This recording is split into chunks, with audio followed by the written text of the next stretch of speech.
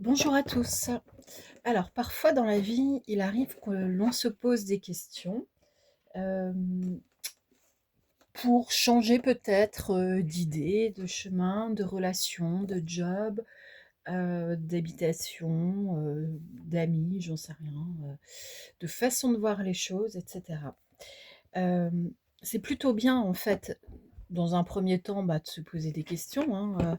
Ça montre finalement qu'on n'est pas si crispé que cela sur nos propres idées et qu'on arrive à intégrer quand même ce qui se passe à l'extérieur de soi et qui arrive surtout comme un miroir pour nous montrer à quel point notre vision des choses parfois est incorrecte, floue, non précise, datée, etc.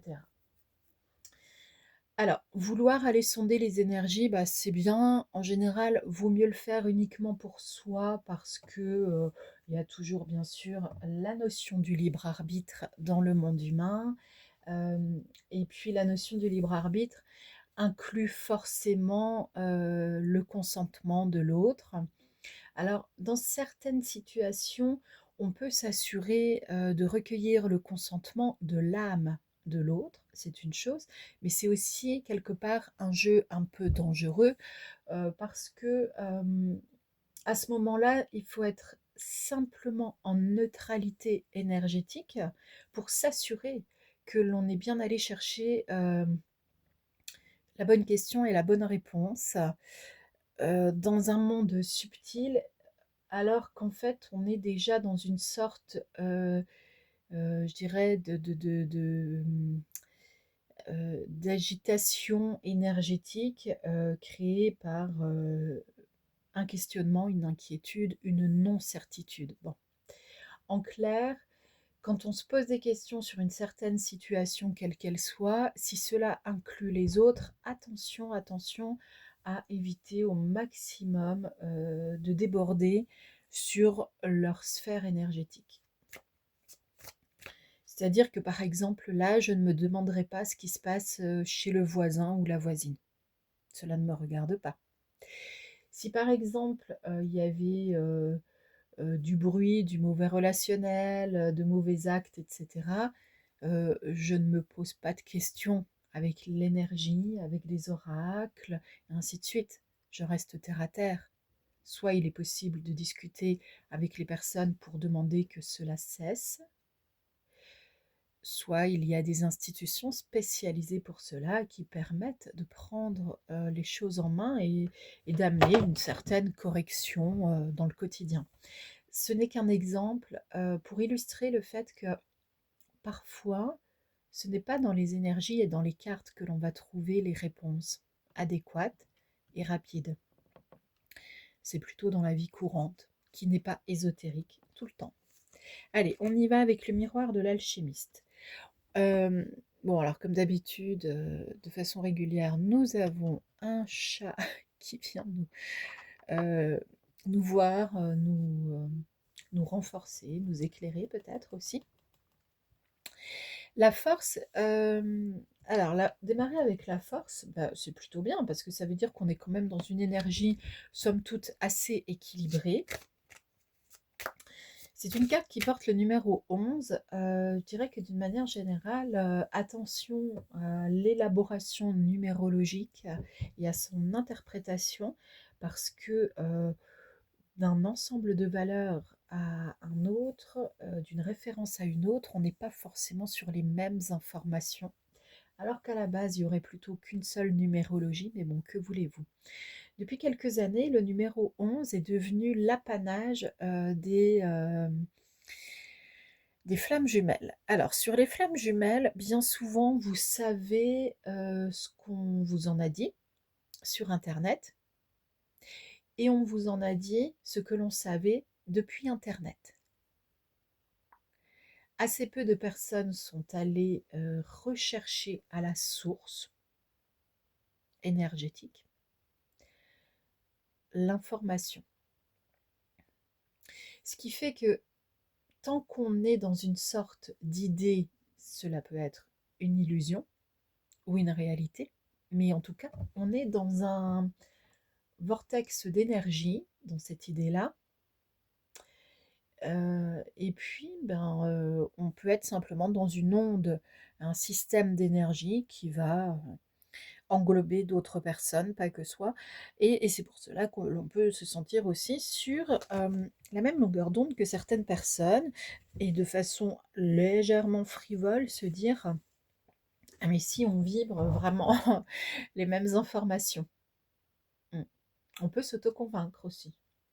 Attention, là aujourd'hui, avec les informations que je transmets, je pourrais déjà donner une petite conclusion. Attention à l'illusion, attention à ce que l'on se fait croire, attention à la façon d'interpréter les faits, le réel.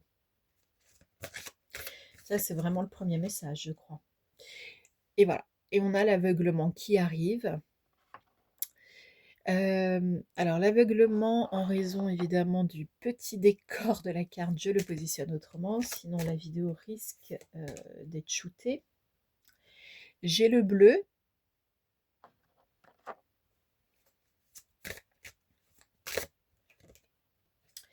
Et la métamorphose, mais qui est arrivée à l'envers. Alors, il y a quelque chose que vous n'arrivez pas à changer dans votre existence. Ça peut vous coincer un petit peu comme dans un labyrinthe.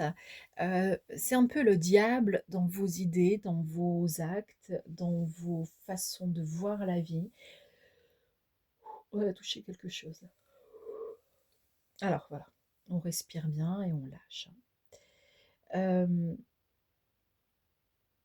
Je suis principalement positionnée sur l'énergie du mot émoté. Donc effectivement, en prononçant certains mots que l'on me guide à prononcer, on peut avoir des libérations sous forme de respiration différentes et un peu bruyantes. L'idéal à ce moment-là, c'est de ne pas se poser de questions, hein, c'est de laisser partir. Alors, on a la force, l'aveuglement, le bleu, la métamorphose à l'envers.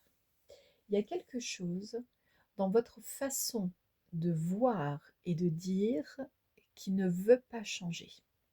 C'est puissant, c'est atavique même, je dirais. Atavique, cela est lié à vos ancêtres. Ici, j'ai le signe de la Vierge. Bon, on va le mettre comme ça. Le signe de la Vierge. Donc, ça peut être la période du signe astrologique de la Vierge. Ça peut être quelqu'un qui est du signe de la Vierge, qui est plutôt dans une nécessité de rendre les choses carrées, même quand elles peuvent être en vue d'ensemble et arrondies. Ici, j'ai l'ami à l'envers. Il y a quelque chose qui joue contre vous. Hein. Indigo à l'envers. En fait, vous refusez votre propre nature. Voilà. Vous donnez plus de crédit et de poids et de force à ce qui provient de l'arbre généalogique, à tout ce qui est atavique. On a fait comme cela avant, on continuera comme cela maintenant. C'est un peu comme si c'était dans votre credo. Eh bien, il faut changer. Il y a quelque chose qui vous inquiète dans votre existence, il y a quelque chose qui vous ralentit, que vous n'aimez pas, que vous voulez changer, etc. Alors c'est le moment de produire vos propres choix et d'arrêter de faire comme on faisait avant. Voilà, avec l'enfant, on a la notion de la nouveauté. La naissance, c'est toujours quelque chose de simple et naturel qui arrive.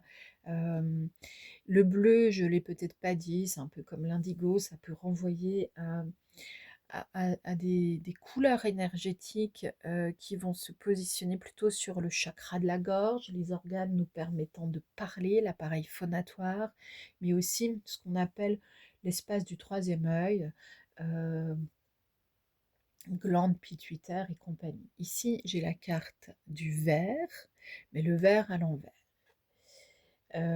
qui est accompagné de la carte du taureau. Donc sur la période du printemps, dans un premier temps, il y a quelque chose qui pourrait être nouveau, qui peut arriver déjà dans votre existence, qui est prêt, mais que vous ne voyez pas venir. Donc les personnes qui se demandaient s'il va y avoir du changement dans leur existence. Oui, de manière rapprochée. Il y a quelque chose que vous ne voyez pas venir parce que en fait, vous êtes encore en focus sur le passé, sur des façons de faire passées. Vous êtes en focus sur quelque chose qui est à dépasser. Pour ceux qui se demandent si cela peut convenir à une lecture dans le sentimental, oui. Mais clairement, là, si c'était du sentimental, on vous dit en fait tout simplement que ce qui est passé. Donc vous tournez la page, vous vous préparez à vivre autre chose. Autre chose, ça peut être notamment une nouvelle rencontre ou une rencontre avec une personne qui vous semble déjà un petit peu connue dans l'énergie. Pourquoi? Parce que vous vibrez les mêmes choses. Mais si vous, vous continuez à vibrer la même chose qu'il y a 20 ans, 10 ans, 3 mois, vous allez aussi attirer une nouvelle personne qui vibre encore ces nouvelles choses. C'est-à-dire que vous répétez le schéma. C'est à vous de métamorphoser ici votre propre vibration, donc notamment dans le dire, dans le penser, dans l'écoute ou le fait d'écouter, et puis dans l'expression de soi. Hein.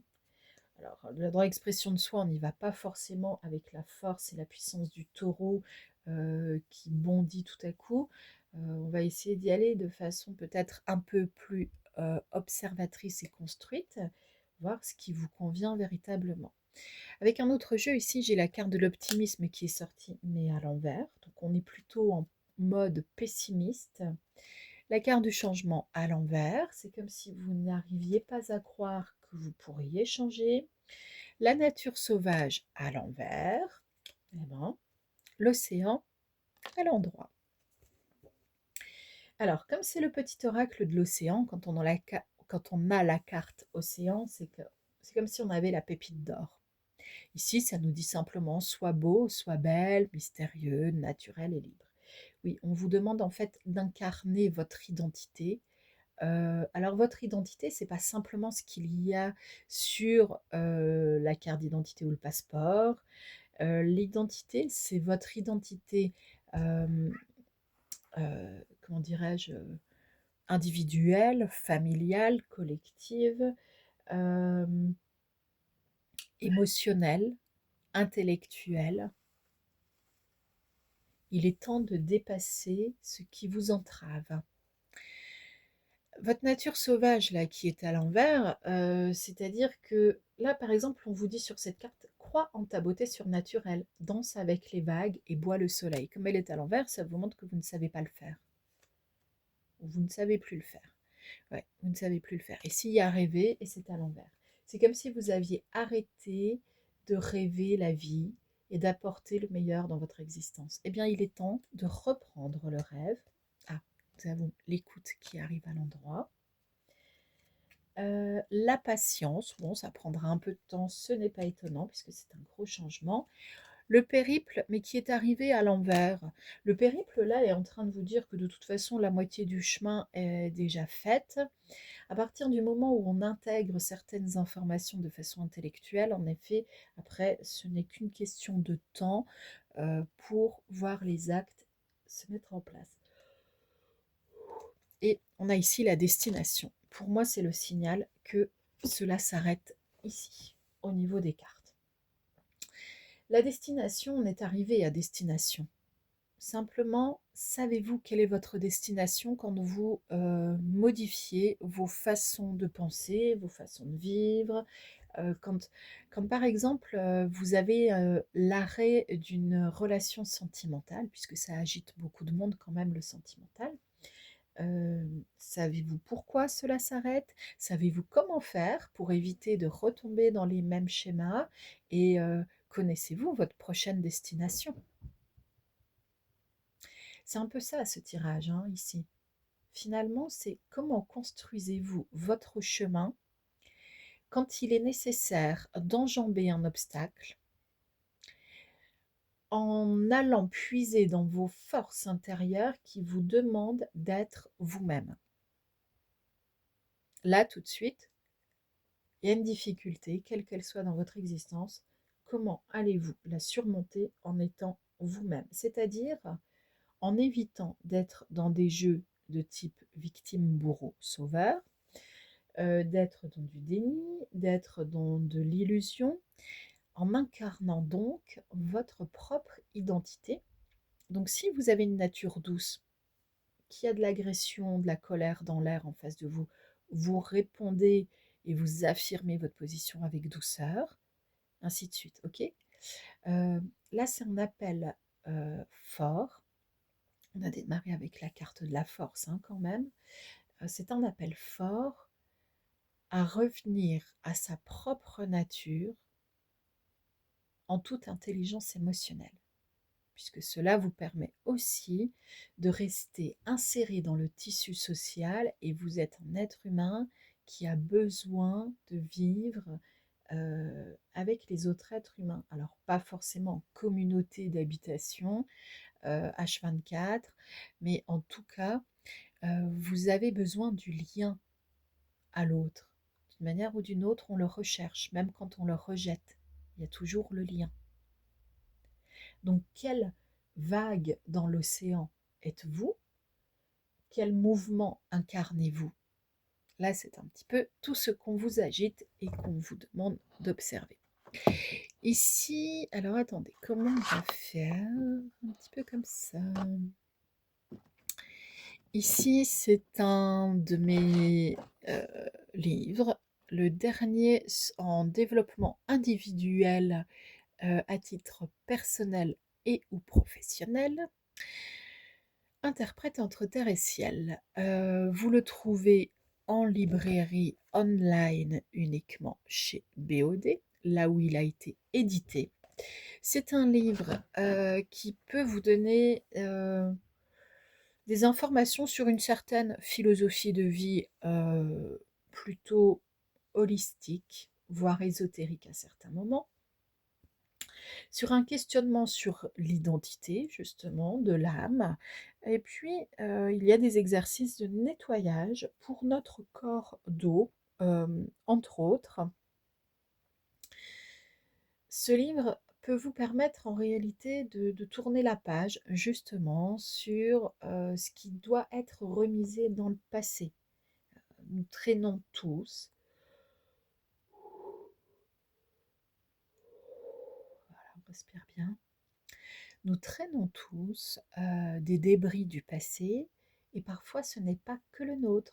Et c'est là où nous devons être extrêmement attentifs parce que quand on se sent bloqué, ralenti, avec moins de joie, moins d'entrain, c'est parce qu'en fait on est en train de se faire grignoter par des énergies qui sont comme cela, avec peu d'entrain, qui aiment grignoter, parasiter et compagnie. À bientôt.